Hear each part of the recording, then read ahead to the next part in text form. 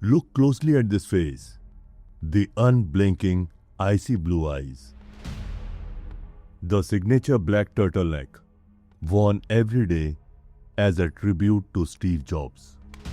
The unnervingly deep, commanding baritone voice.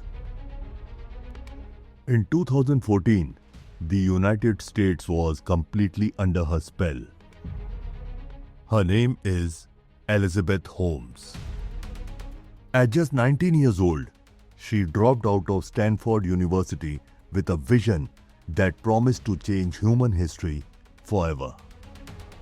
She claimed she has invented a machine called the Edison, a sleek black box that could run over 200 medical tests, detecting everything from high cholesterol to aggressive cancers, using nothing more than a single drop of blood from a simple finger prick.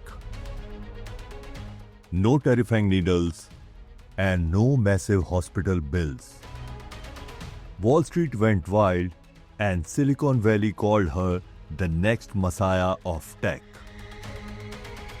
Legendary American tycoons poured $900 million into her company.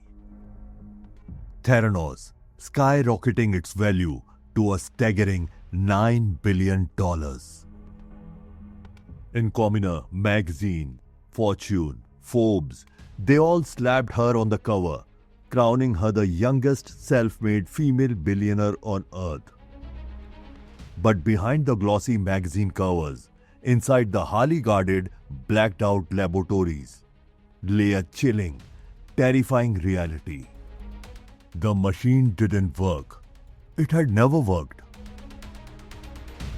And as Elizabeth Holmes continued to smile for the cameras, her company was secretly running fake blood tests on real, unsuspecting American patients, giving devastatingly false oncology data to people who thought they were dying, and clean bills of health to people whose tumors were actively growing. This wasn't just a financial crime. This was a biological crime scene. And today, we are pulling back the curtain on the deadliest illusion in the Silicon Valley history. Every great deception begins with a burning desire for power. Elizabeth Holmes didn't just want to be successful. She wanted to be a historical icon. Growing up, her family constantly reminded her of their lost ancestral wealth, instilling in her a fierce ambition. When she arrived at Stanford to study chemical engineering, she quickly realized that the slow, methodical pace of actual medical science didn't match her timeline. She didn't want to spend decades in a lab. She wanted a shortcut to the top. So at 19, she dropped out. She founded a company called Real Time Cures, later renaming it to Theranos. A slick combination of the words therapy and diagnosis. Her pitch was beautiful. A chemistry is performed so that chemical reaction occurs and generates a signal from the chemical interaction with the sample. If that sounds like a bunch of meaningless corporate buzzwords, that's because it was. When she first pitched this exact concept to her medical professors at Stanford, they explicitly told her it was physically impossible. You cannot extract enough stable data from a microscopic droplet of squeezed finger blood because the cells rupture during the prick, diluting the sample. But Elizabeth didn't care about science. She cared about marketing. She bypassed the medical experts entirely and went straight to the people who knew absolutely nothing about healthcare, but had everything to lose: Silicon Valley venture capitalists. To keep a $9 billion lie alive, you need an absolute dictatorship of fear. Holmes built a corporate culture that resembled a high-security intelligence agency rather than a tech startup. Employees were forced to sign a brutal, sweeping non-disclosure agreements. Security guards accompanied workers everywhere, even to the restrooms. Departments were strictly forbidden from speaking to one another. If an engineer asked too many questions about why the Edison machine was exploding or giving completely random numbers, they were instantly fired and escorted out of the building. And sitting right beside Elizabeth in the shadows was her secret romantic partner and chief operating officer, Sunny Balwani. Balwani was a hot-tempered, older millionaire who managed the company with an iron fist. Together, Holmes and Balwani created a toxic ecosystem of paranoia. They monitored employee emails, tracked keystrokes, and threatened anyone who dared to speak the truth with absolute financial ruin through endless lawsuits. But why were investors so blind? Because Elizabeth Holmes possessed an almost hypnotic weapon: the art of the boardroom. Instead of putting medical doctors on the board of Theranos, she recruited the most powerful politicians and military minds in American history. She brought on former US Secretaries of State George Shultz and Henry Kissinger. She recruited legendary military generals like James Mattis. These men were brilliant at geopolitics, but they knew absolutely nothing about laboratory blood science. To them, Elizabeth was a brilliant, dedicated young woman who was going to revolutionize field medicine for American soldiers. Her board lent her an armor of absolute, untouchable credibility. If Henry Kissinger says she's a genius, who was Wall Street to argue? By 2013, the illusion needed to go public. Theranos signed a massive commercial deal with Walgreens, the largest pharmacy chain in America, to roll out wellness centers inside their stores. This was the ultimate moment of crisis for Elizabeth.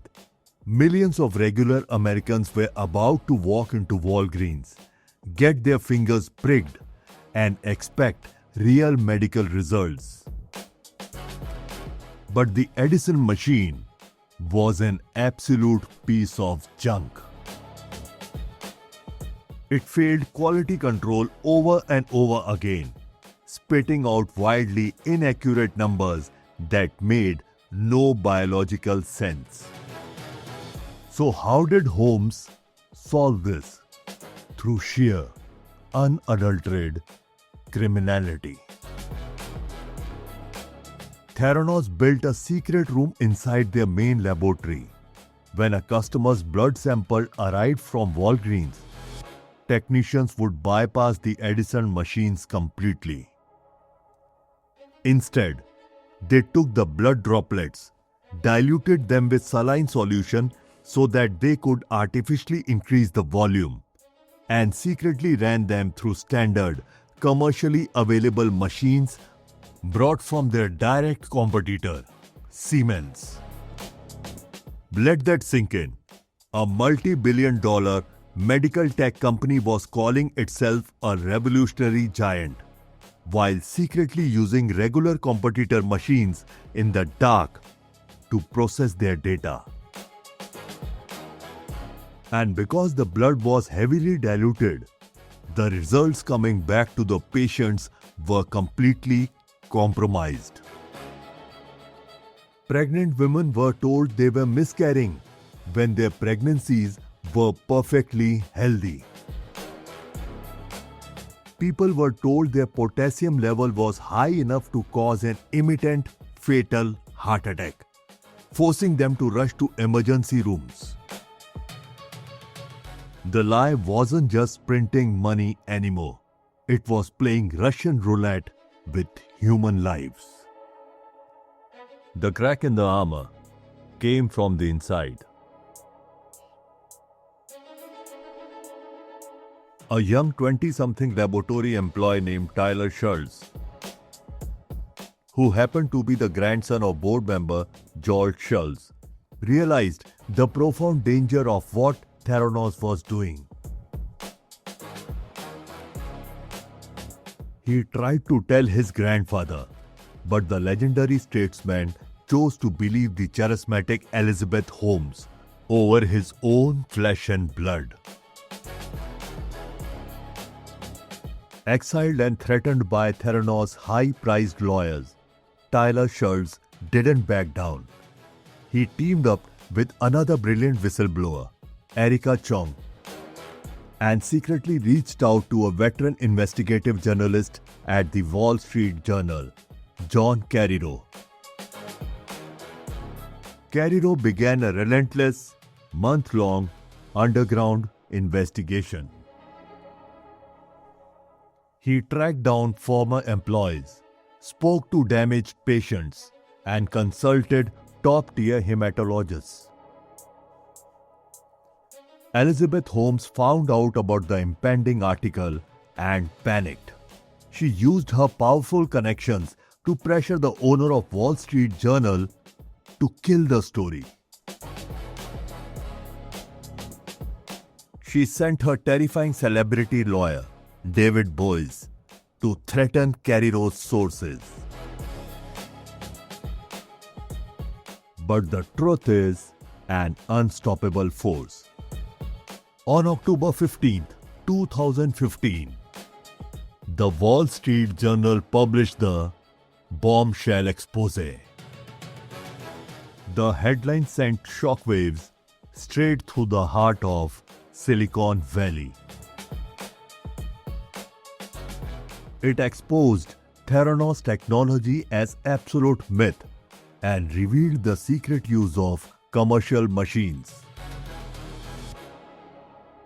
The descent was brutal and instantaneous. The FDA swept in and banned the company's testing licenses. The multi-billion-dollar Walgreens deal was instantly vaporized. The $9 billion valuation crashed all the way down to absolute zero. In June 2018, the United States federal government officially indicted Elizabeth Holmes and Sunny Balwani on multiple counts of conspiracy and wire fraud. During the spectacular criminal trial in 2022, the masks completely came off. The deep baritone voice Elizabeth had cultivated for a decade suddenly vanished, replaced by her natural, high-pitched speaking voice. The stone-faced tech titan tried to deflect all blame, pointing fingers at Balwani and claiming she was simply an overly optimistic entrepreneur who got in over her head. But the American justice system saw right through the performance. Elizabeth Holmes was convicted on 4 counts of defrauding investors and was sentenced to 11.25 years in federal prison. Her partner, Sunny Balwani, was sentenced to nearly 13 years. They were jointly ordered to pay a staggering $452 million in restitution to their victims. Today, the grand quarters of Theranos stands completely empty, a hollow, glass ghost town in California. The story of Theranos is the ultimate cautionary tale of modern capitalism. It is a terrifying proof of what happens when the Silicon Valley mantra of fake it till you make it crosses the boundary into outright human sociopathy. Elizabeth Holmes proved that with enough charisma, a deep voice, and a black turtleneck, you can fool the richest, the most powerful minds in the United States. But science doesn't care about the charismatic pitch. Biology cannot be manipulated by marketing. If you want to unwrap the deep, dark secrets behind the next great true crime scandal, make sure to hit that subscribe button right now. Leave a comment down below. Do you think 11 years in prison is a fair punishment for a lie that risked real human lives? Or did she get off easy?